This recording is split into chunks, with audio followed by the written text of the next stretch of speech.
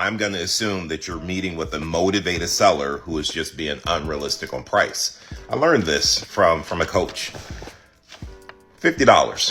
Mr. Seller, this $50 bill, would you buy it from me for 10? Yeah, of course you would, because you still have a $40 profit. How about for 40? Yeah, you still buy it for 40 because you still have a $10 profit. I bet you would even still pay me $45 for this $50 bill, wouldn't you? Yeah, that's what I thought. However, would you give me 60 for it? You wouldn't? How about just 55? Would you give me 55 for it? You wouldn't. Really, tell me why. Right, because it's not worth 55. It's not worth 60. But that's the same thing you're trying to have me do with your home. I'm showing you what it's worth based on the comparables, and you want me to go sell it to someone else for more.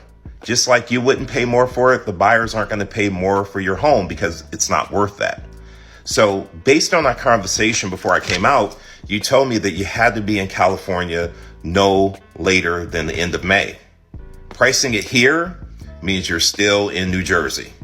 So what we need to do is price it so that people see the value, just like with the $50 bill.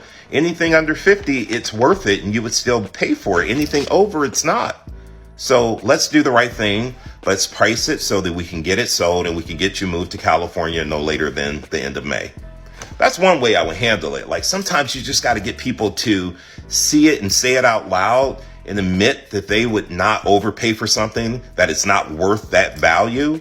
And when they say it, then we say, that's exactly right, Mr. Seller. You won't pay overpriced for something. Once you know what the value is, you'll never pay more than that. Once they admit to that, it's a little easier to have a conversation. Now, one thing I will say, and I see agents fall into this trap all the time, they're so excited to have a listing appointment, they just rush out there and they're meeting with someone. They don't really know why they need to move, if they need to move, and why that's really important to them. And a lot of times those sellers don't really have to move. So they can be adamant about this unrealistic price because they don't really have to sell. And if they can get their number, great. If they can't, they won't sell. Those are the people we shouldn't be taking.